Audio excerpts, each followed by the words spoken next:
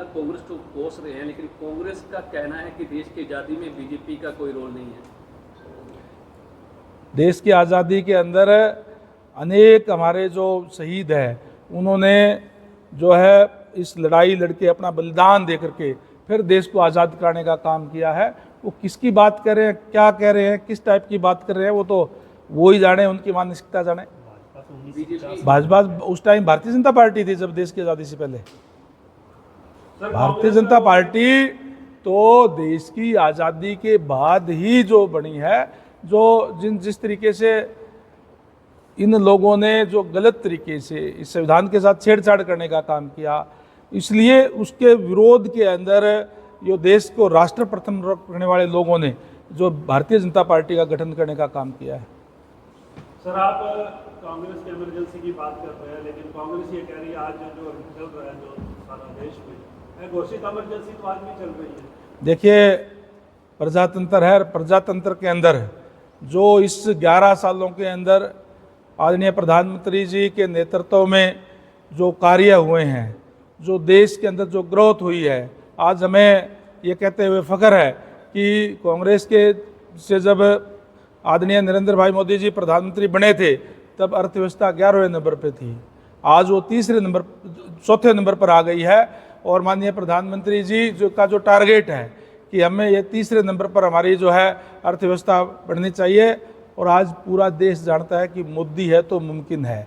और वो अभी आने वाले जो समय के अंदर एक टारगेट भी रखा है कि देश को जब 100 साल आज़ादी के हो जाएंगे तो देश विकसित राष्ट्र होगा, और निश्चित रूप से होगा। सर, आप तीसरी अर्थव्यवस्था की बनाने की बात कर रहे हैं, 85 करोड़ लोगों को 5 किलो राशन दिया जा रहा है।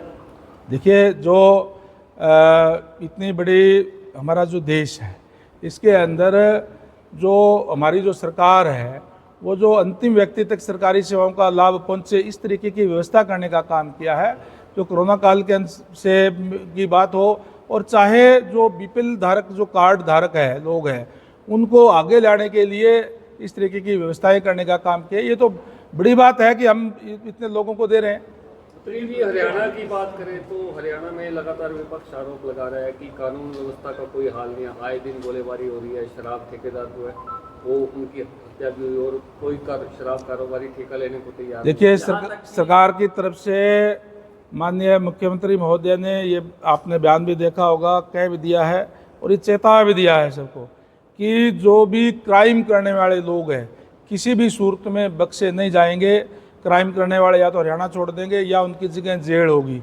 उस पर सख्ती से सरकार की तरफ से उनको निपटा जा रहा है, और ये कार्रवाई शुरू है। लेकिन विपक्ष तो लगातार ये भी कह रहा है कि मुख्यमंत्री तो मजाकिया लहजे, मतलब उनको एक इस तरह की उपाधि दे रहे हैं विपक्ष वाले। विपक्ष, देखिए, विपक्ष का काम, विपक्ष तो फ्रस्ट्रेशन के अंदर है कि किस तरीके से ये लोग सत्ता में रहने वाले थे, आज जो भी अच्छा काम करते हैं उनका भी विरोध करने का काम करते हैं। हमारे मुख्यमंत्री बड़े उदार दिल के हैं, हंसते हंसते भी वो लोगों का कार्य करते हैं, और 24/7 कभी भी कोई भी जाए उस टाइम उनको मिल करके उनकी समस्या का समाधान करते हैं। कृषि यूनिवर्सिटी जो है उसमें जो छात्रों पर लाठीचार्ज हुआ, उनकी मांग है कि बीसी को हटाया जाए।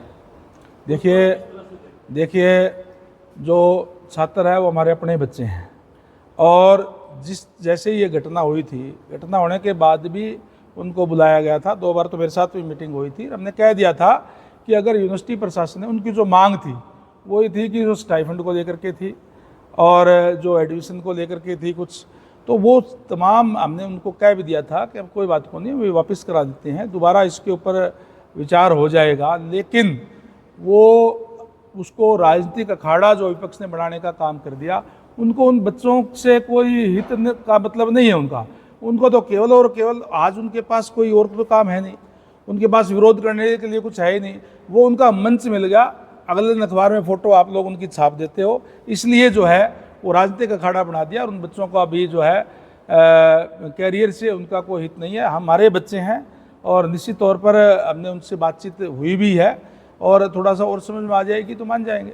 एक सीयूटी के लिए परीक्षा हो रही है, उसके लिए कई बच्चे हाई कोर्ट का रुख कर रहे हैं, कैसे देखते हैं इसलिए तारीख बढ़ाने को लेकर? देखिए, आज भी कई बच्चों ने यहाँ पे, कई जो पत्रकार साथियों ने कहा है, बाकी जो जहाँ तक सीईटी की जो बात थी कि वो साइट नहीं चल रही है, और साइट केवल जो सीएससी सेंटर वाले जो लोगों ने इस टाइप का धंधा बना लिया था, जिन्होंने गलत कार्य किए थे, उनकी साइट ज़रूर उसको ध्यान में रखा गया था ताकि कोई गलत कार्य ना हो। बाकी सारे चल रहे थे।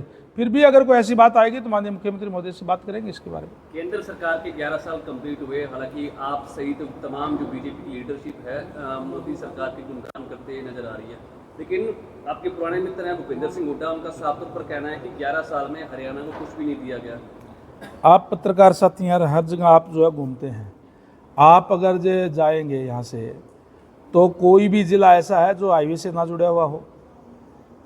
कोई भी ज़िला हरियाणा का सारे के सारे हाईवे से जुड़े हुए हैं।